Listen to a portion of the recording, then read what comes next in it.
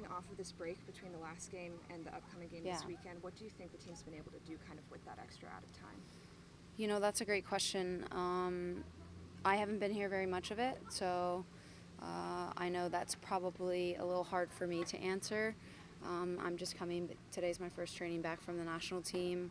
And we've had some time off because, at the beginning of the season we had a lot of games in a short amount of time, and we have a ton of players who were at the World Cup, so they gave us a week off. But besides that, the players who've been around, I think we've just been really grinding in fitness.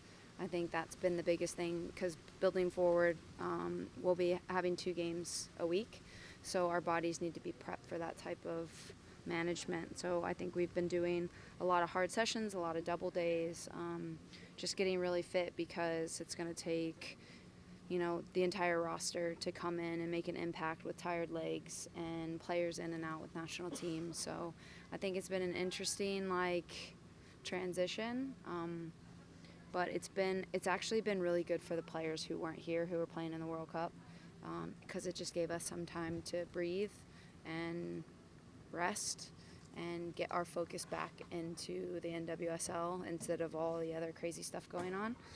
So that's been really good for us. Do you think the fans' momentum, or the long break has hurt the fans' momentum straight after the World Cup? No, I don't think so at all. I think if you look now, there's still, every weekend there's been massive crowds, and, I just heard the other day, teams like New Jersey are playing at Red Bull Stadium. So, no, I don't think that's hurting the momentum at all. What the city decides to do, my hope is they decide to show up and continue to support us, and we're doing well right now, and we need them, and they were a huge part of our success the last home game and our last win. So I just encourage people to continue showing up and continue to support us, and they're a massive part of building this culture. Everyone talks about culture. We need people in the stadium to build a foundation of culture in this city. So let us do our part, but I hold the city accountable too. To build something special, we need you there. Portland has 22,000 people showing up to their women's games, and that's we should all aspire to that. And that's them making the choice to support their women and to show up and look at the run they've had. It does help. Putting people in the stands who are heckling and giving you support, it's a massive boost, and I need the city to show up, and I want to build this foundation and this culture we've all dreamed of, but I can't physically pick people up and put them in the stands. So with this long break, Houston Dash has played multiple games in this time. Does that give you an advantage or a disadvantage in terms of continuity or rest? No, I think it's great because I know when I first came back for the Jersey game, I trained twice and I was thrown into a game, and it's extremely stressful. Because you're going to think, all of us playing, how many national team players do we have? 9. We all play different systems, different ways, different formations, and to be able to come and now just get in a rhythm of building and understanding how we want to play. And the way we play here in Orlando is completely different than the way we play with the U.S. team. So I'm actually really happy just to have training under my belt to feel good about moving into the weekend. Coming up on your 100th cap. Okay, I was this thing is going to freaking blow. Coming up on your 100th cap, how does it kind of feel reaching that milestone in the NWSL?